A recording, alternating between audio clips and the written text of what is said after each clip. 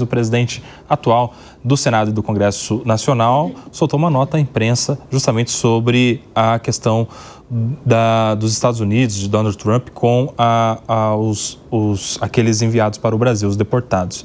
Vou abrir aspas aqui, ó. Acompanho com preocupação o tratamento dispensado pelas autoridades norte-americanas a brasileiros deportados. A decisão por um novo procedimento na política de imigração, que é um direito assegurado a todos os países, não pode vendar os nossos olhos diante de situações degradantes e denúncias de agressões e maus tratos. O respeito à dignidade humana é um conceito consagrado em um mundo civilizado e democrático. Foi a nota que soltou o Rodrigo Pacheco, já também mais uma voz importante, aderindo a essa crítica à política imigratória dos Estados Unidos, principalmente no tratamento dispensado a esses deportados. Maria De Carli, que queria falar sobre Donald Trump, agora tem a oportunidade. Eu falei pro Copa. Gente, a era Trump tem que... ele é um showman da política atual. É ele que tá no spotlight aí da política, para quem é nerd da política como eu. De fato, assim, foram imagens muito degradantes para os brasileiros que chegaram aqui, a gente sabe, né? Até houve um pedido de soltá-los, né? Eles estavam algemados, houve esse pedido. Inclusive, eu estava até tentando procurar aqui no celular que o México ele recusou voo militar dos Estados Unidos com os imigrantes. Eu não sei se vocês viram isso. Então, alguns países estão se posicionando contra esse tipo de conduta que a gente viu aqui há uns dias atrás, que o próprio presidente do Senado se posicionou. Realmente, assim, medidas que vão chacoalhar o mundo, um pouco do que já era esperado. Eu venho falando isso há um tempo. O Trump, ele pode ser um showman, um louco na sua fala, mas ele é consistente com o que ele promete ao seu eleitorado. E ele está aí fazendo o que ele prometeu, né? Não só o México, a Colômbia também. E Trump já está reagindo, parece que até com sanções. Jesualdo. Pelo que a gente viu aqui, a Colômbia recusou alguns voos com deportados e o Trump já disse que vai sobretaxar os produtos colombianos em 25% por causa disso. Essa agora a nova guerra mundial. Deporta, não aceita deportado, então toma taxa daqui. Pensou todo mundo sem café colombiano? Parece que ninguém tem problema para resolver, nos Estados Unidos. E precisa ficar claro que, na prática, a punição recai sobre o consumidor americano, que terá que pagar um café mais caro se desejar. E aí fica bom pro Brasil, né? Fica bom pro Brasil, porque se o café colombiano vai estar mais sobretaxado, o café brasileiro entra lá. Olha aí, produtor de café brasileiro. Excelente exemplo da sobretaxa. Você sabe que eu tava no Uruguai agora há pouco. Me doeu o coração quando eu ouvi aquilo. Conversando com uma uruguaia, e ela disse, não, tem uma cafeteria aqui muito boa, com excelentes cafés colombianos. Poxa, a gente estava no Uruguai, gente, ladinho do Brasil. E aí ela me disse, com excelentes cafés colombianos. Por quê? Porque, diferentemente do Brasil, que planta café, a Colômbia investiu em know-how de café, sabe? Ela planta café, mas ela faz também todo o tratamento do café para exportar, todo o marketing do café exportado. E o grande café no mundo hoje, ele é colombiano, né? Então, quando você começa a sobretaxar uma coisa... Os capixabas que vão se retorcer ouvindo... Desculpa! Me doeu, dói o meu coração, gente, é isso. Apesar desse marketing, dessa imagem, o Brasil é campeão de exportação de cafés. Pois é, só que... Ganha exporta... até pela dimensão... Pelo volume. A commodity, né? Mas você não exporta o valor. Não agrega valor. Então, tem que fazer mais para alcançar o mesmo resultado. Vai lá, Trump, vai supertaxar, vai fazer, você vai descobrir o que acontece na prática. Esse eu acho que é um excelente exemplo. E aí é efeito borboleta, né, mano? Porque uma ação aqui gera uma reação ali, e aí você já reage daqui. Alguma coisa, assim, lá na frente pode dar errado pois é. Razão disso tudo. E eu diria também que essa verborragia, essa bravata do Trump vai provavelmente encontrar um limite na realidade, porque a cada vez que ele inventa uma taxa nova para produtos importados nos Estados Unidos de outro país, ele está aumentando o preço do produto para o consumidor americano. O que foi o principal fator para explicar a derrota do Partido Democrata para o próprio Trump na última eleição? A inflação sobre o custo de vida dos americanos. Ele está seguindo o mesmo caminho. Exato. Então, é o tipo de política que tem limite no sentido de que, à medida em que o custo de vida subir, a popularidade de Trump cairá. E, do jeito que ele se preocupa com a própria popularidade, eu diria que isso tende a colocar uma limitação prática nas implementações dessas promessas verborrágicas, dessas ameaças que ele faz no comércio internacional. Mas vamos ver, porque o ponto é, talvez eu esteja errado e ele insista em aumentar as taxas. Se isso acontecer, vai ter um aumento do custo de vida nos Estados Unidos, vai ter uma diminuição do comércio internacional e isso, na prática, significa um empobrecimento do mundo. Então, é uma notícia muito ruim, porque a gente, no lugar de estar num ciclo de maior cooperação e maior comércio, portanto, maior enriquecimento, a gente estaria num ciclo de mais guerra comercial, guerra tarifária e, portanto, menos fluxo de transações e mais empobrecimento. Vamos complementar, trazer a informação completa aqui. A apuração do Diegão é de que a sobretaxa de 25%, que pode chegar até 50%. Então, neste momento, sobretaxa de 25%, que pode chegar até 50% em relação ao produto colombiano. E também veto total por hora de novos vistos lá na autoridade em Bogotá. Ou seja, por enquanto, também não vai ter visto para vocês. Vocês não querem receber nossos aviões, então também não vai ter mais visto para vocês. Tá falando alto e grosso com a América Latina só, né? Porque não tem imigrante só da América Latina ali de forma irregular, né? Então, mas é importante dizer, até acho que já pontuei aqui na Jovem Pan essa semana, assim, a estratégia do Trump ela é muito clara, né? Você faz uma ameaça, você, a partir dessa ameaça, consegue um tipo de acordo e aí você declara a vitória, né? Absolutamente tudo é sobre isso. Tudo é sobre isso. Você vai lá e diz 25% em cima da Colômbia. Bom, você consegue algum tipo de acordo quando começa a apertar a economia, que não vai ficar nesses 25%, certamente não vai ficar nisso, né? E aí depois você diz, tá vendo? Olha só, foi só eu falar desse jeito e eu consegui... Tá vendo como... E tudo isso muito rapidamente, né? Foi assim que ele agiu durante o primeiro governo, é assim que ele é um estrategista, é justamente isso que ele faz e é assim que a gente deve ver a coisa seguir operando por aqui. Agora, olha essa daqui é até mais preocupante, que a gente não está falando agora sobre café ou sobre vistos. Donald Trump sugeriu a jornalistas que vai propor a retirada total dos palestinos da faixa de Gaza. Retirada total dos palestinos da faixa de Gaza. A ideia do presidente americano é que Jordânia e Egito recebam a população de mais de 2 milhões de pessoas. Grupos palestinos rechaçaram imediatamente a proposta de abandonar sua terra natal. Até o momento, o premier israelense Benjamin Netanyahu não se manifestou sobre a proposta. É uma proposta...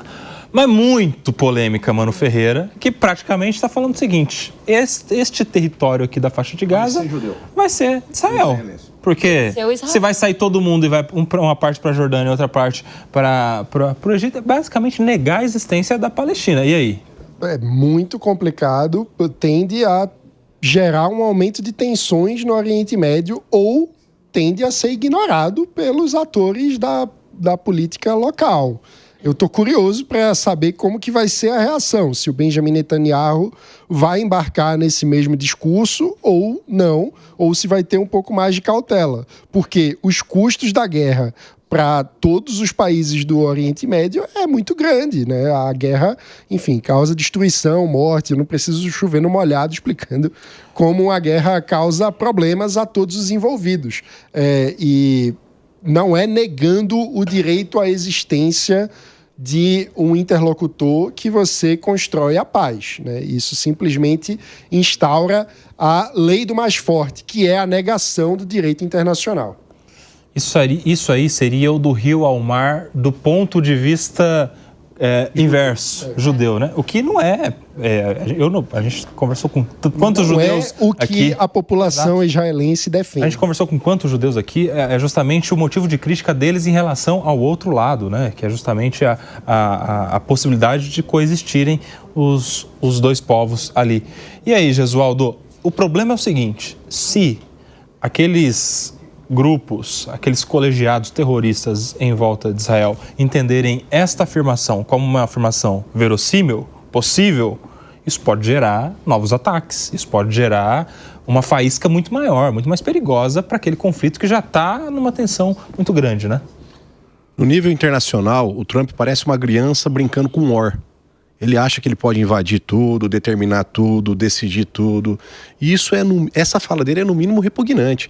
É negar a existência de um território a um povo que historicamente ali está. É expulsar o povo palestino do local destruído que seja por Israel, inclusive por conta dessa guerra, 49 mil pessoas mortas, quase 65% do território massacrado, destruído, com os prédios, todos eles dilacerados, destruídos, mas ainda é o povo, ainda é o lugar desse povo, ainda é a nação se perfaz com o território. E os palestinos têm direito à sua autodeterminação. E é tão absurda, tão fora da realidade essa frase dele, que ninguém em Israel seguiu o que o Trump disse. Nem em Israel houve coro a essa afirmação, diria, totalmente, não é apenas despropositada, totalmente alheia a uma realidade para trazer uma pacificação naquele ambiente que já é tão conturbado. O Oriente Médio já tem os seus próprios problemas, eu não preciso o Trump criar mais um para aquela localidade. E aí, Maria? Eu acho, assim, de fato, bastante preocupante essa declaração. Inclusive, até ouvi dando uma especulada na senadora que ele indicou para ser a sua embaixadora na ONU, e ela tem um posicionamento bastante similar. Eu esqueci o nome dela agora, mas eu já pego aqui no celular para vocês. Mas, de fato, é um posicionamento infeliz, porque, enfim, né, são dois povos que lá coabitam, e que é a solução que a maioria dos órgãos internacionais defende, um Estado, dois povos, né? E que a maioria do povo israelense defende, Estado pacificado. Então isso vai trazer, de fato, como meu colega Gesualdo falou aqui, a coxa de retalhos e o do Oriente Médio vai ficar mais complicado do que já está sendo. Então, Elise Stefanik, é isso? Stefanik. Deixa eu só acrescentar um ponto aqui. Eu não lembro de uma frase do Trump que traga estabilidade para o mundo. É sempre invasão, retomar o canal do Panamá, agregar a Groenlândia, tornar o Canadá um estado americano. Golfo da América. O Golfo da América. É de fato uma criança. Foi nesse ponto aí que a Hillary deu risada. Eu tô dando risada junto com a Hillary. É isso.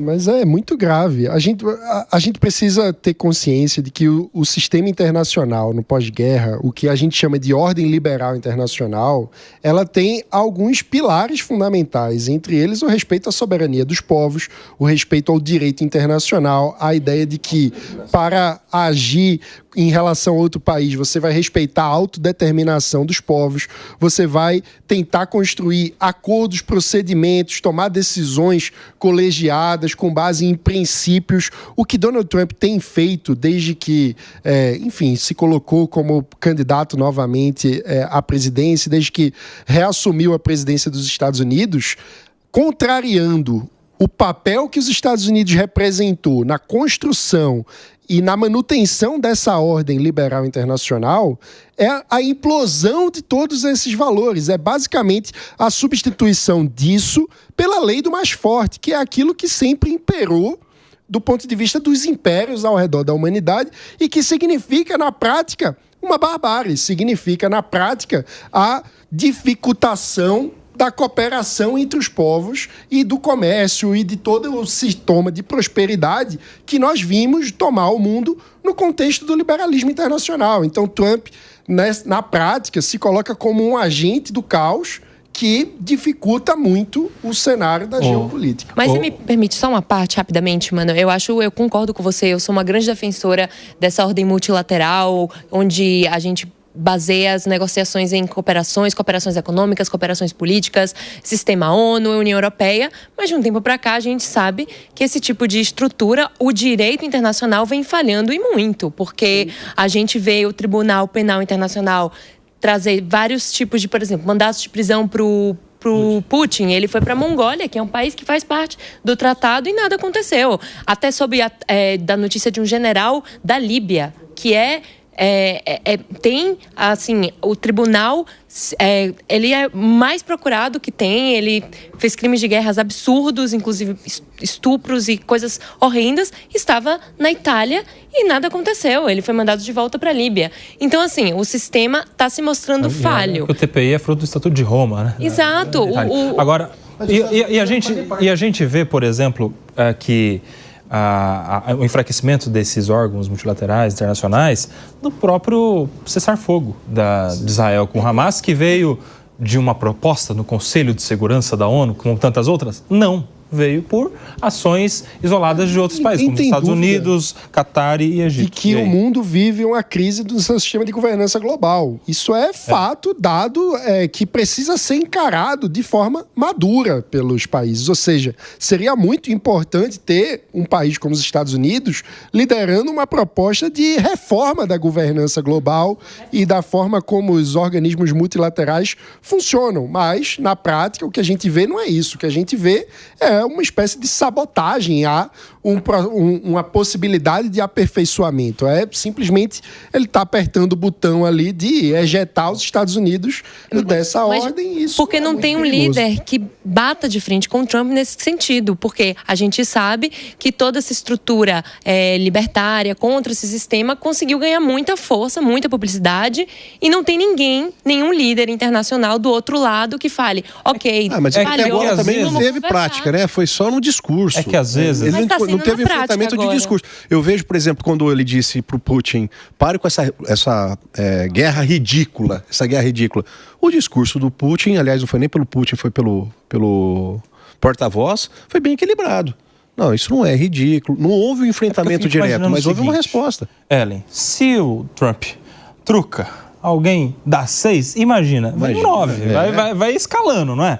Vai escalando esse discurso. Porque eu não vejo com a mínima chance o Trump falando alguma dessas coisas aí de anexar território. Também não vejo. E alguém vindo, falando seriamente também, de maneira efusiva e firme, e o Trump falando, tá bom, vou recuar. Não vejo essa possibilidade, porque parece que é até do personagem, né? Só que aí, do ponto de vista do discurso e da repercussão do discurso, parece haver um pouco de responsabilidade quando a gente está falando de Oriente Médio, principalmente. Já há muita responsabilidade, ou assim, um peso muito grande quando ele fala de qualquer outra coisa. Isso impacta a vida da economia. Quando ele fala de taxar, isso impacta a economia. Quando ele fala de deportar, isso impacta a vida da pessoa nos Estados Unidos. Mas quando ele fala alguma coisa que pode ser uma bravata em relação a um conflito, né, de tanto tempo no Oriente Médio, onde há grupos terroristas, onde não tem pessoas assim com um mínimo de consciência para filtrar uma bravata ou não, ele está falando sobre algo que pode gerar atentados. Está falando sobre algo que, se chegar lá de uma maneira crível nos ouvidos de Hezbollah, Hamas e seus oponentes, isso pode gerar uma catástrofe humanitária, inclusive. Você sabe que eu estava recentemente lendo um livro que era sobre os bastidores do primeiro governo Trump. E é algo bem interessante que é assim... chegou a ele uma proposta da solução de 2 estados, bem concreta. E o Trump gostou da proposta.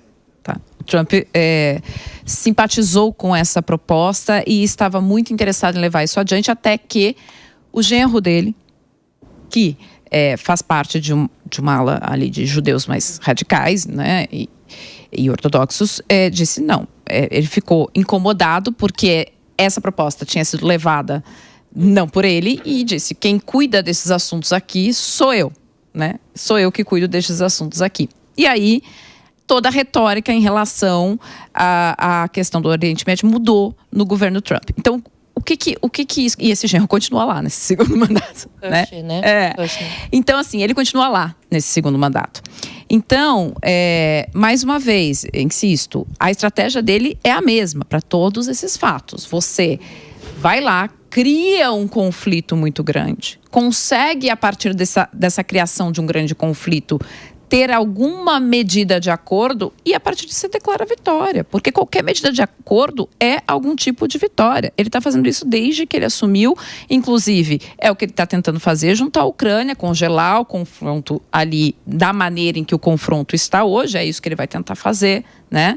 E ele tenta fazer o mesmo, nesse momento, ali junto ao Oriente Médio. Então, assim, a estratégia é a mesma, ela vai se repetir e é dessa maneira que ele consegue alguma coisa. É o mesmo modus operandi para tudo, então? Tipo assim, eu jogo lá na frente com o meu discurso para a gente chegar no meio do caminho aqui. Exato. É isso. Exato. É para a economia, para a relação com os países. É exatamente. Mas isso não gera descrédito? Porque a partir do momento que ele cria uma expectativa... Por exemplo, quando lá na gestão passada dele, essa questão da deportação já era um tema. Ele dizia, vou construir um muro e vou mandar a conta para o México pagar. Pode até ter construído o muro, mas o México não pagou conta nenhuma. Isso não vai cair, gera o descrédito da imagem. Se você conseguir manter a imagem sempre, né? Porque assim, Quando você é muito vocal, você fala muito. Acho que a gente teve um exemplo muito claro na última eleição municipal. Quando você não tem um projeto claro, você não tem algo a entregar, você passa a ser extremamente vocal. E aí você não precisa entregar nada, você vira líder de um movimento. Você não precisa ser líder de um movimento, você não precisa entregar nada. Mas o período, a gente vive a década da polarização, onde não se enganem, as principais nações do mundo ocidental pelo menos, elas têm dois lados. Então, hoje está tão forte, 50-50, que um governante pode se dar o luxo de governar, assumir um mandato e governar para sua base. Porque é isso, é o momento da polarização que só vai crescer, virou a polarização afetiva e agora é isso, gente. Eu acredito em descrédito, mas não a curto e médio prazo. Dentro da realidade que a gente vive hoje, não vai surgir esse líder mundial capaz de... Assim, nós acabamos de passar da era de Merkel, Obama, Macron, Trudeau. Essa era passou. A gente estava falando do iluminismo. A gente não está mais no iluminismo. Lembrando que Trump só tem esse mandato pela frente, né? Tem 4 anos e pronto. Tem o J.D. Vance é ele grande com sucessor. o quadrado. E outra, a Merkel não conseguiu nem trazer um herdeiro político na Alemanha. A Alemanha vai ter eleições agora em fevereiro e o partido da Merkel está ali titubeando, beleza, continua em primeiro lugar, mas está sendo extremamente ameaçado pelo partido da Alternativa para a Alemanha, né? E o partido também mais de esquerda radical. Exato. Então, assim, a Alemanha... Vocês acreditam nessa história de onda? O que acontece lá fora repercute no Brasil? Sim. E aí? É o espírito do tempo, né? É aquilo que a gente falava há pouco, é o espírito a vibe. A vibe do humano. É a vibe do humano, completamente. Vibe, onda, tem tudo. O mundo é assim, né? O mundo é assim, o mundo opera desta maneira. E a vibe desse momento é outra. Não é determinístico, mas que são tendências. Tendências que acabam tendo origens e razões dos fenômenos sociais de cada época. Então a gente está vivendo, por exemplo, nesse momento, uma retração da globalização, porque ao mesmo tempo em que o mundo globalizado trouxe prosperidade, enriquecimento e uma diminuição da desigualdade global, ou seja, dos países ricos para os países pobres, a distância diminuiu, de um ponto de vista interno das democracias liberais ocidentais, a gente viu também o fenômeno dos chamados perdedores da globalização. O que é isso? São aqueles trabalhadores que acabaram vendo o seu emprego migrar de país. Então, com a integração global, indústrias do meio oeste americano migraram para o Oriente, migraram para os tigres asiáticos, para a China, e isso gerou desemprego dentro dos Estados Unidos, o que faz com que, ao mesmo tempo que você tem grandes números que mostram prosperidade, você tenha uma relativa piora da qualidade de vida de parcelas da população. Isso, obviamente, gera um ressentimento. Para muitos americanos, isso gera um ressentimento no nível de que você vê o imigrante chegando e melhorando de vida do ponto de vista relativo, ou seja, por que a pessoa imigrou para os Estados Unidos? Porque nos Estados Unidos ela conseguiu ter um padrão de vida superior ao que ela tinha no seu país de origem.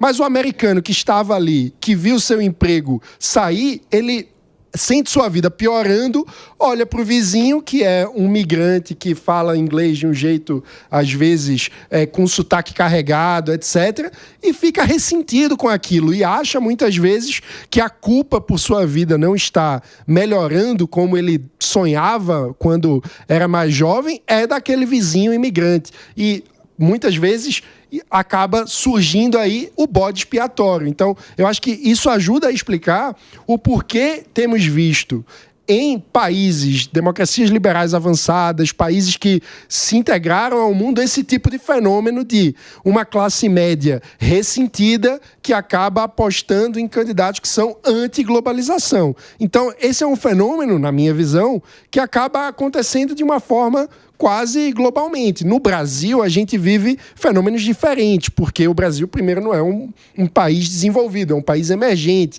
Como eu digo outras vezes, deveria ter surfado essa onda da globalização muito mais do que de fato surfou. O Brasil poderia ter enriquecido muito mais. Então aqui a nossa polarização, ela ocorre de um jeito diferente daquela que ocorre nos Estados Unidos. Tem até umas pesquisas interessantes que mostram, por exemplo, você faz perguntas sobre diversos temas da vida entre americanos, eleitores do Partido Republicano e do Partido Democrata, e faz as mesmas perguntas aqui no Brasil, segmentando as respostas entre eleitores de Lula e do Bolsonaro, a polarização americana é muito maior do que a brasileira. Temas como a importância da família, temas como a imigração nos Estados Unidos, a diferença de visões é coisa de 40 pontos percentuais. No Brasil é 10, 20 pontos. Então, há muitos que dizem que a polarização no Brasil é muito artificial, né?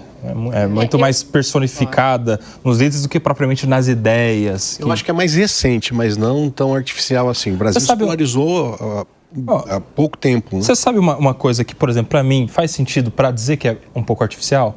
Por exemplo, essa devoção ao Milei, por exemplo, do público conservador brasileiro. Para mim não faz muito sentido, porque se fosse apegado às ideias, eles não estariam apoiando um libertário, por exemplo. Então aqui você vê, por exemplo, parlamentares da bancada evangélica que foram lá aplaudir a posse do Milei, que é defensor da liberação de drogas, é contra as pautas relacionadas ao público LGBT. Enfim, você vê uma distorção. Por exemplo, o Trump, nos Estados Unidos, com essas medidas, no meu ponto de vista, são medidas antiliberais. Completamente. E aqui os liberais, ditos, né, liberais brasileiros, estão lá brigando para estar. Banco Central. Exato. Com direito a dizer, se não baixar a taxa de juros, você vai ver. Então você vê, por exemplo, olha só, aqui no Brasil, ó o resumo. Sou conservador, gosto do Milei. Sou liberal, gosto do Trump. Você vê assim uma contradição. Reducionismo muito exato. O liberalismo à la tropicana, que nunca foi de fato bem traduzido aqui para o Brasil.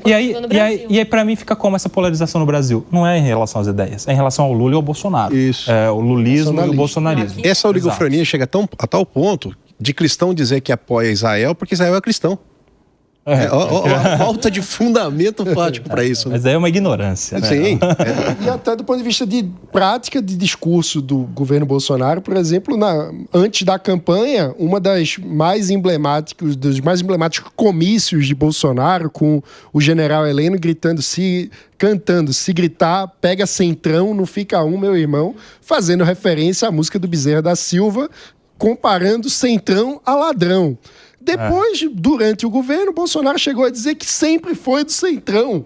Ou seja, e isso não afetou a popularidade do Bolsonaro. Então, parece que o conteúdo político efetivo do bolsonarismo é irrelevante. O que importa é a identificação com o líder populista. E o patriota que vai para a festa de posse do Trump nos Estados Unidos, que bate continência para a bandeira americana, esse é o patriota nosso. Mais um exemplo de oligofrenia. Como é o nome como é essa palavra aí? Oligofrenia é um modo... Oligofrenia. É um modo palavra do dia de dizer, tá na roda. Você falou. A palavra do dia é do Morning Show, né? Do André Marinho. Agora sutil. A palavra do dia. Oligofrenia. Estamos rindo, mas essa polarização veio para ficar. E quem capitaneou isso muito bem, lá atrás, em 2016, já com o Brexit, foi o que acabou se tornando essa nova direita ideológica. É isso. Essa geração...